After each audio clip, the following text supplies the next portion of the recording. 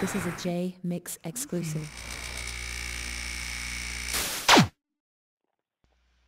Did you expect Digital Underground to be as big as it actually became? Uh, After the Humpty Dance came out, absolutely. From the startup, the what's like really. Now I know that "Do What You Like" was kind of a local hit at the time, and it finally went national. You being around for that, did it change anybody in the group? That's not really what happened. To be honest with you, the what you like, well, that blew up in Europe first. It was a hit record in Europe, and then they start pushing it in the States. Thanks for the correction. Um, I'm going to back it up just a little bit. You were speaking about rapping and doing shows. Do you remember the first rap that you actually wrote? Yeah, I do. It's called "I'm a Genius." I remember it because funny. Now, was it something that you came to comfortably? I know that a lot of people that write, when they start off, it's just natural to them. Was it something you had to try real hard at, or was it something that come naturally to you? It was something that came natural. For every song I've done, forever since I first started, I've never written anything down on a piece of paper, only for other people. Like if I wrote it, then they had to write it down for them. If I was giving it to them to say, or something like that, or for to put along with the songs for when the album is done. But I never wrote raps. It came to me naturally. I remember it. I write a melody in my head, and the song will just come to me. Any songs that would surprise us that you ghostwrote on? Hmm. Can't really say. I did Ghost Right No I Got Five on the remix. You were speaking on Tupac. When you had been around, way before what we're talking about at this point, how did you Yeah. first meet Pac? How did I first meet Pac? I remember I first met him. My Money B introduced me to him. I can't remember. To be honest with you, I don't remember the first time. I remember thinking he was funny looking the first time I seen him. He had on a bunch of silver. He ain't really wearing no silver. He was silvered out and he had a funny haircut. I was like, this dude is a weirdo. Cause I heard him rap. He has such an image now that. What do you think that people's biggest misconception is of Pac? They see this gangster rapper, this hardcore thug. What do you think that people are getting wrong about him?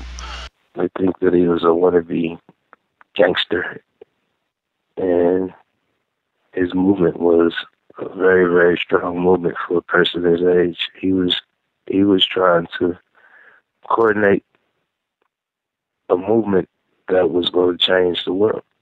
That's why he's no longer here, and that's why we don't have any answers about it. His thing was he was trying to unite, starting with the respect of everybody from the streets that he would see every day. The people struggling, the drug dealers, the pimps, the hoes, the people you see on a day-to-day basis that's struggling in life that everybody else want to label and call bad names when all he saw was people trying to survive where he was from. And he was trying to reach out to them and gain their respect, and he was willing to put his life on the line for it. He was willing to do that, and yeah, he talked about the inner city. He gave a report of what he was feeling from living where he was living, where his government put up a structure to have him living, and he was reflecting on it. But the things that he was saying had a bigger. If you ever listen to Tupac's conversation with Master Cody, you could see what his mission was. You'd get a great understanding. I definitely, I'm going to make sure that I introduce it to the world and make sure that everybody, I won't let his legacy go like with a cover up over what he really was.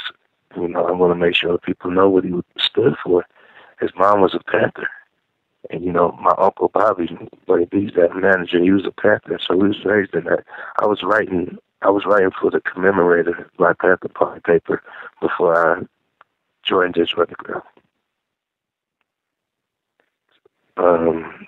It's just everything he stood for was to better the people, to change the world that we're living in right now, and to tell people, look, don't be no punk, stand up. Like he didn't want us to walk around cowards. He didn't want us to walk around scared. He didn't want us to, oh, yes sir, and have to and be treated by the police the way we were. He wanted to give us a backbone. He wanted to say, look, we are people. We can stand up. We don't have to do this. And he wanted a team of soldiers that can go in and start changing up the community. And he wanted to start with the people that most people would write off. But he wanted the drug dealers. He wanted them because those are the people that was going to make a change. He knew if he gave them a little something, then they'll be willing to give a little something back. And when he made that connection with them, he wanted to make that connection. He wanted to make the connection with the streets. That's why you have Thug Life. He wanted that connection because that's what he wanted. He wanted soldiers. He was prepared for war. He's willing to die for it.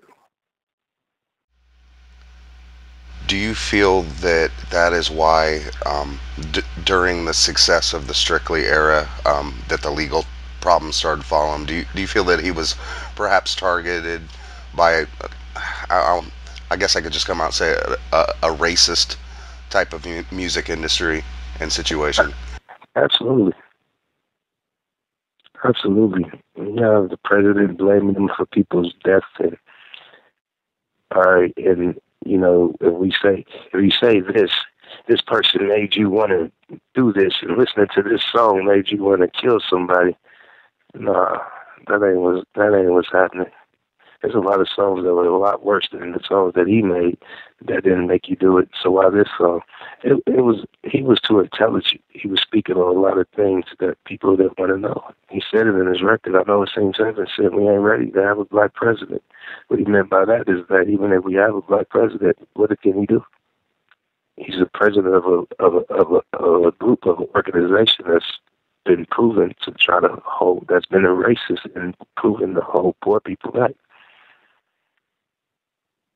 So now he's the head of it. It'd be the same thing like that we got elected to be the head of the Klan. As much as I have a lot of respect for him, I know he doesn't have any power though. Are you disappointed by him?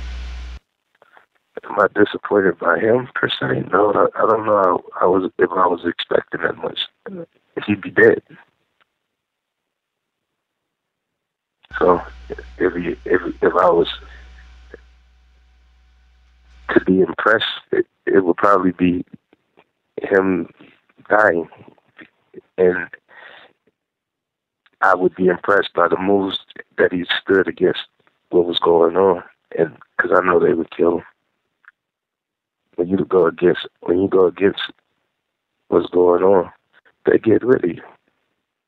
And then it happens with, they tried with Reagan and anybody that's not following exactly what's being told to do, then, they get you out of there.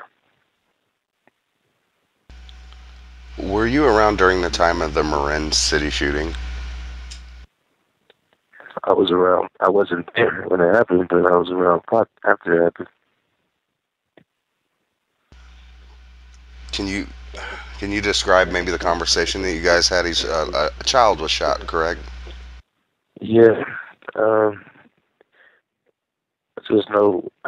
never got really into the details about all of that stuff. It was something I really stayed away from, but I could tell it was something uneasy, something. They was trying something with him, and he knew that's when he started feeling attacked. I started feeling like he started feeling attacked at that point. Like people were really trying to attack him and wasn't embracing him.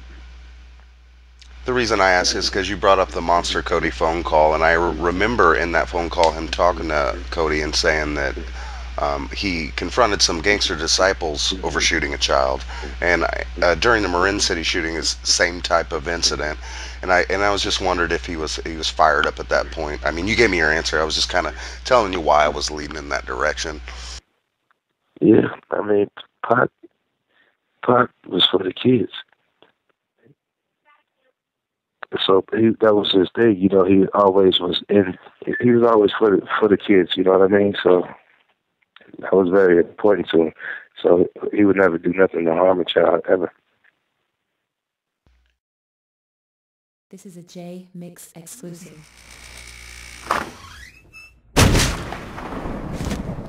What up, shut up?